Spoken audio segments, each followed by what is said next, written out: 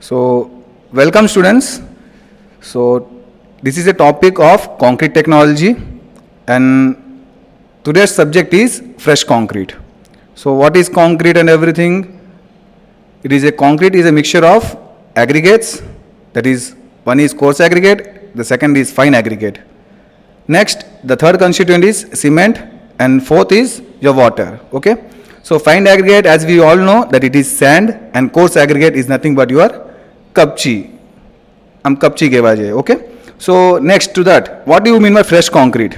This fresh concrete is nothing but the readily mixed concrete as soon as you prepare it. Okay, તમારે જે concrete તરત તૈયાર થાય છે માર્કેટમાં, બરાબર, after mixing all these ingredients, okay, within a period of 30 minutes you should place it in the site. So that concrete is known as fresh concrete. So હવે આની સ્ટ્રેન્થ ક્યાંથી જોવા મળે છે તમને લોકોને? So let us go to the introduction part. Any strength seno per depend thase. The strength of the concrete, as you see in the presentation, the strength of the concrete of a given mixed proportions is very seriously affected by the degree of compaction. કે ભાઈ શું કહે છે આનંદર કે ભાઈ તમારી જે strength છે કોન્ક્રીટની, એ જે whatever the mix it may be, either it may be M20 or M25 or M30, તમે જે મિક્સ ડિઝાઇન કરશો એની જે સ્ટ્રેન્થ છે, ફાઇનલ અલ્ટિમેટ સ્ટ્રેન્થ, શેના ઉપર ડિપેન્ડ થશે? The amount of compaction. તમે જેટલું કોમ્પેક્શન કરવા માગશો એનો પર આધાર પર છે તમારું આ strength of concrete. It is vital that the consistency, ability of flow of the mix should be such that the concrete can be transported, placed and finished sufficiently easily and without segregation.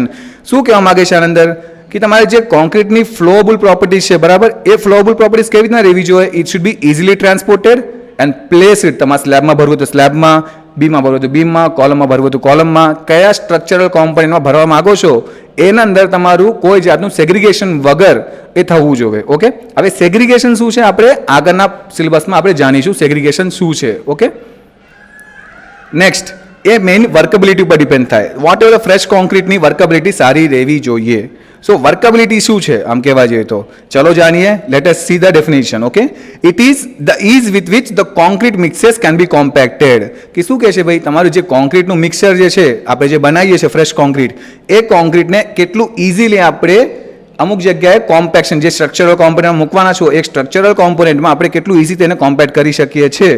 Okay, with the lowest water cement ratio. તમે જેટલું પાણીનો અને સિમેન્ટનો જે ratio તમે લેવાના છો એ તમે ઓછામાં ઓછો રેશિયોમાં સારામાં સારું કોમ્પેક્શન મળી જાય આપણે મિક્સનું, એને કહેવાય વર્કેબિલિટી. ઓકે, શું કહે છે સેકન્ડ પોઈન્ટ જાણો તમે? Should be obtain by use of well graded aggregate. કે ભાઈ તમારા લોકોને એંગ્યુલર એગ્રીગેટ વાપરવી જોઈએ, નોટ રાઉન્ડેડ એગ્રીગેટ. બરાબર, એનો યુઝ શું છે તમને લોકોને ખબર જ છે, right? The use of smooth and rounded aggregate rather than irregular shaped aggregate. શું કહે છે ભાઈ તમને લોકોને? બને ત્યાં સુધી એક સારા પર્ટિક્યુલર શેપવાળા એગ્રીગેટને વાપરો. અગર તમે ઇરેગ્યુલર શેપવાળા એગ્રીગેટ વાપરશો તો તમને લોકોને વર્કેબિલિટી એટલી સારી જોવા નહીં મળે. બરાબર, કોમ્પેક્શન ફેક્ટર છે, જે લોડ બેરિંગ કેપેસિટી છે, એ તમારે એટલી જોવા નહીં મળે. Okay, for suppose in this the aid entraining add mixtures, એક પ્રકારના add mixtures આવે છે. Okay, it is a kind of add mixture. Add mixture works as a part of catalyst. Okay, it doesn't involve in the reaction but it alters the reaction. It increases the speed of the reaction or efficiency of the reaction. Okay, so એ પ્રકારના add mixtures આપણે આ વર્કેબિલિટીને વધારવા માટે કહીને આપણે add કરીએ છીએ. Okay, for suppose વધારે પડતા admixture, percentage of admixture વધારે પડતું થઈ જશે, સો તમારે શું જોવા મળે છે કે ભાઈ 15% to 25% of strength is reduced. Okay, in this, in the fresh concrete itself. કયા કયા ફેક્ટર્સ એફેક્ટ કરે છે વર્કેબિલિટીને? Okay, so as I said water cement ratio, right? તે જે અમારું જે વોટર કન્ટેન્ટ છે, જેમાં જે પાણીની માત્રા અંદર નાખશો એ ફોર સપોઝ વધારે પડતી થઈ ગઈ તો તમને લોકોને સેગ્રિગેશન થવાના ચાન્સીસ વધારે છે, રાઈટ? સેગ્રિગેશન છે, બ્લીડિંગ છે, એ બધા વધારે થશે તમને લોકોને, જેના કારણે વર્કેબિલિટી તમારી જે ફ્રી ફ્લો થશે એ વધારે પડતું જ પાણીની જેમ ફ્લો થઈ જશે concrete. Okay, maximum size of the aggregate. તમારે જે મિક્સ ડિઝાઇનમાં તમે જે સાઇઝ વાપરો છો ઇટ ડિપેન્ડ્સ. મેક્સિમમ 20 mm ની સાઇઝ તમે લોકો વાપરી શકો છો. ઓકે, ઓછામાં ઓછી સાઇઝ તમારે કહેવાય ગ્રીટ. ઓકે, સો એ વધવી ના જોઈએ, વધારે પડતી મોટા પણ એગ્રીગેટ્સ ના રહેવા જોઈએ, વધારે પડતા નાના પણ ના રહેવા જોઈએ. The nominal size of aggregate is in between 12.5 mm to 20 mm size of aggregate. Okay, and later to that grading of the aggregates. So એ પૂર ગ્રેડિંગ છે, ઓકે, કે સારી ગ્રેડિંગ છે, વેલ ગ્રેડેડ છે, એ ગ્રેડવાળા એગ્રીગેટ્સ પણ તમારે જોવા પડે. એ દેટ ઇઝ ફાઇન એગ્રીગેટ જે છે તમારી, ઓકે, એ પૂરલી ગ્રેડેડ છે કે વેલ ગ્રેડેડ છે, એ કયા ગ્રેડેશનના વચ્ચે આવે છે એ પણ તમને લોકોને ધ્યાનમાં રાખવી જરૂરી છે.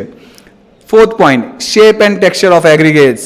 તમારે જે શેપ છે એગ્રીગેટ્સનો એ ઇરેગ્યુલર છે, રાઉન્ડેડ છે, એંગ્યુલર છે કે સબ રાઉન્ડેડ છે, આ બધા શેપ્સ તમને કન્સિડર કરવા પડે. Only the aggregates which are round and angular are used in the fresh concrete. એ રિઝલ્ટ સારું આપશે. Okay, later to that measurement of workability. અને કેવી રીતના મેઝરમેન્ટ કરીએ છીએ આપણે સાઇટમાં? We have no accepted direct test. Okay, આના અંદર કોઈ ડાયરેક્ટ ટેસ્ટ નથી વર્કેબિલિટીને મેઝર કરવા માટે કે ભાઈ એનું મેઝરમેન્ટ શું આવશે. આપણે એ ડાયરેક્ટ મેઝરમેન્ટ કોઈ એક ટેસ્ટ બન્યું નથી as per the Indian concrete code test, IS code જે છે, ઓકે. On that basis, there is no direct test on which the workability can be measured.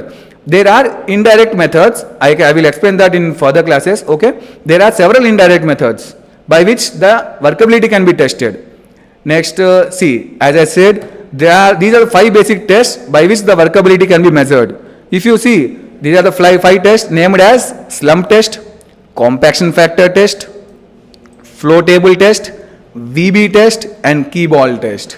When compared to key ball test, these 4 tests are most widely used and are dependable and are reliable. When compared to key ball test, these 4 tests are somewhat much more reliable and are widely used in the field of concrete technology. These are the 5 types of tests which can measure workability indirectly.